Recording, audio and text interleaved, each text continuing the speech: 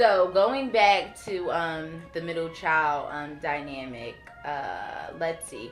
What would be the toughest thing you think you went through being a middle child? I know we call it the middle child syndrome, but just let's talk about that because I have a lot of experiences to share about that one, like a lot. Okay. Being a middle child, it was a lot of responsibility because it's like you're next to the first one born. Okay. So you kind of get in trouble for the things that the littler kids do. And so that was a lot of responsibility for me. But also, I had to get a voice as well because I have 5 siblings. So growing up with 5 siblings, it's like my sister, she's the oldest. So, the first is always the fave. Oh, we'll get into that next. Yeah, the first is always the fave. And then it comes the second, and the second is kind of like the wild one, the one that just, I know I was the wild one just because, the attention was with the only boy, which is next after me, and the youngest, which is the baby. So the oldest got the attention, the boy got the attention, and the youngest got the attention. So me, it was freedom. Yeah, it was freedom to kind of do my own thing. But one thing I can say, I am grateful to be a middle child because it taught me how to be a leader instead of a follower. It taught me also to kind of be more independent. Yes. Because my older sister was a little bit more dependent on my mother. My brother, he was the only boy, so he was spoiled by my mother. Yeah. And then the youngest is dependent on my mother. And me, I tried my hardest to be independent, to do my own thing, to find my own voice, because growing up as a middle child, you don't really have a voice. If you get in trouble, it's never, when the youngest gets in trouble, it's never, oh, the youngest is in trouble. It's, where was your older sister when this happened? Yes. And when the oldest got in trouble, my loyalty was with the oldest, so I would have to have her back. Right.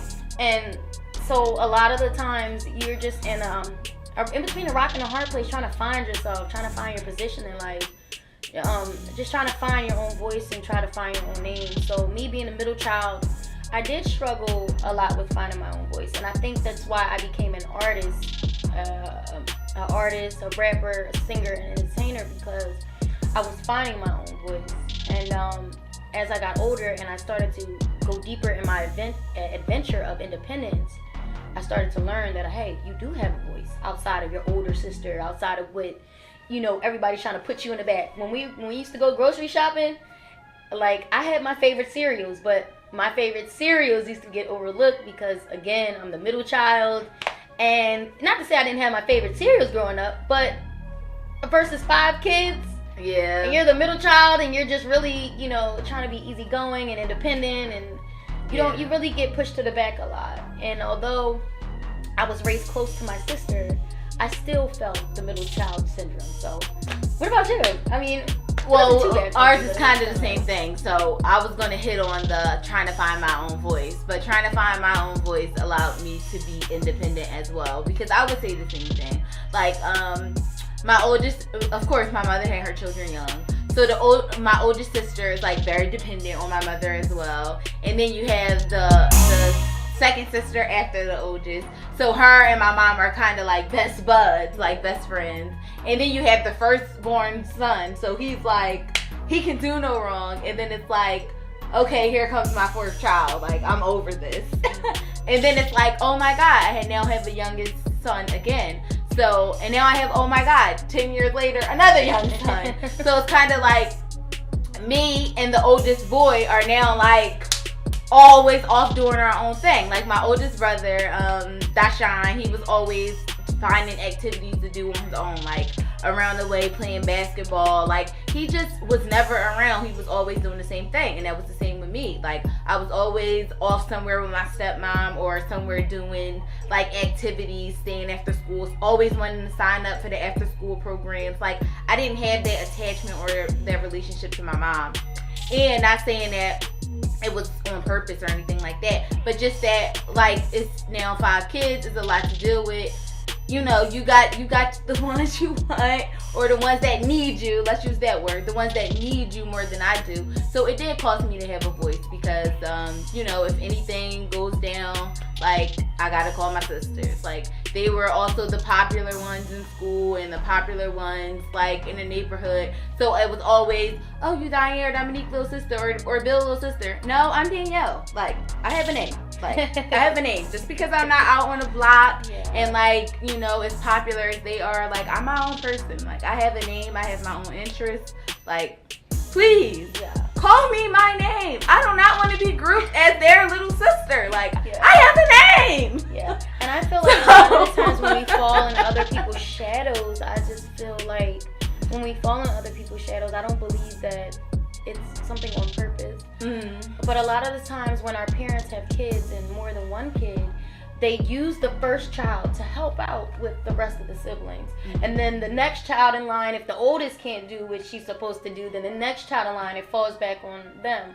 So sometimes I don't believe that it's just them pushing us in the shadows. Sometimes I just believe that it's a lot for them to handle sometimes. Yeah. And after 4 or 5 kids, and because we fall in the middle, they kind of get more seasoned at it, and they know what to do and what not to do as parents. And then, you know, they believe that, okay, maybe by the 3rd or 4th child, they might just say, I need time for myself. I done had about 4 or 5 kids. I need time for myself. So help your sister out. Right. I taught you up to this point. You're the oldest. I taught you up to this point. So I need you to take over some of the responsibilities. And right. I've noticed that even as an adult and having younger siblings, and now, you know, as an adult, and I'm more grown, and I'm playing an adult position in my brother and sister's lives. And I know now that my mother needs my help. Right. Not that it's not just it's your obligation or it's your duty. It's that she needs my help because she's possibly drowning in a lot of responsibility.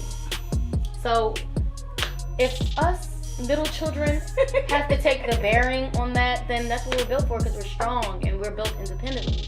So we're built to withstand a lot of things that our siblings may not be able to handle. Agreed.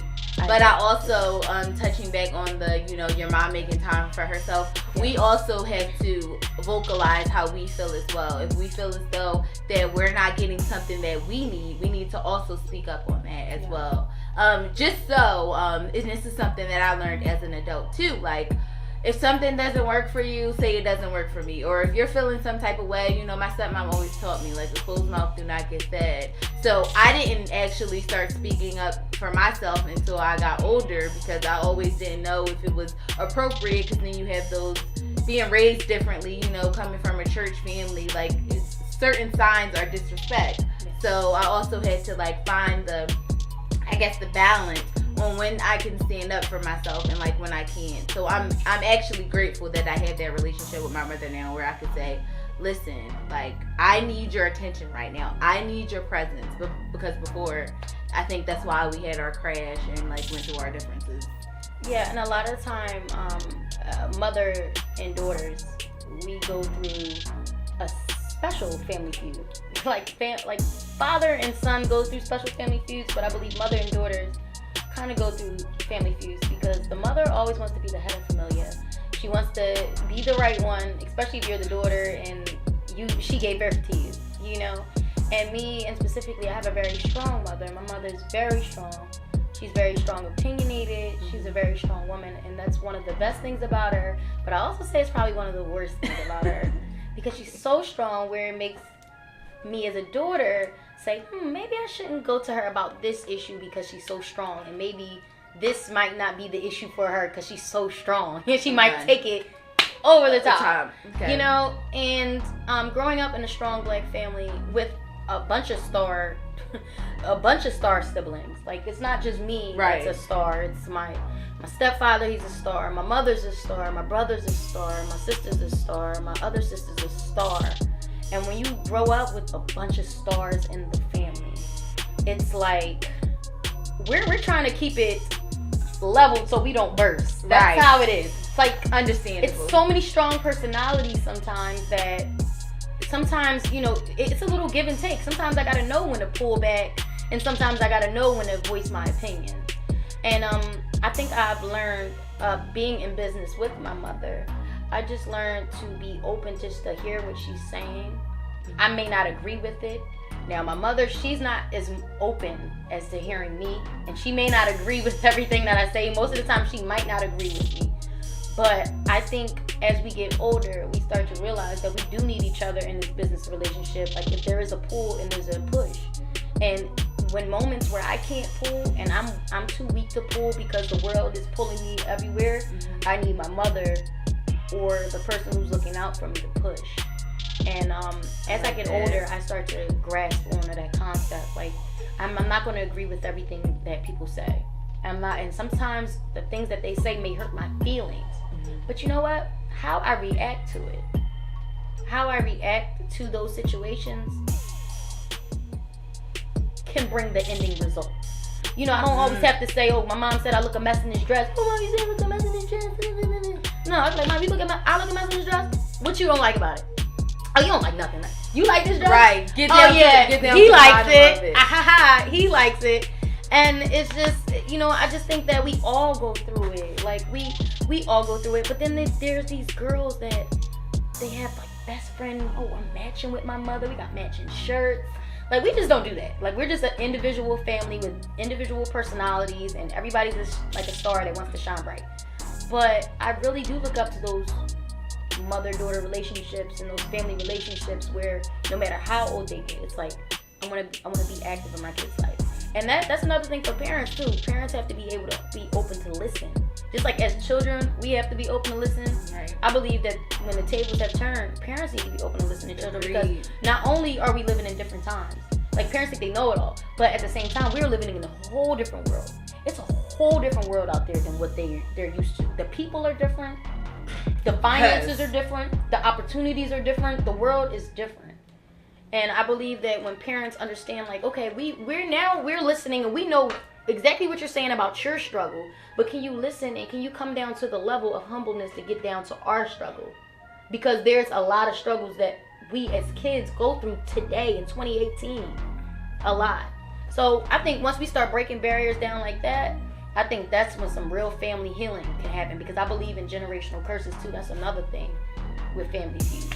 So it's important that us as a people, we should just start breaking those generational curses. We should start breaking those chains, those things that hold us back, just as specifically a minority, because I can only speak for myself. Right. But just for a family in general, I think it could be a lot of healing here. But boom! Gotcha. Stay tuned for part 3.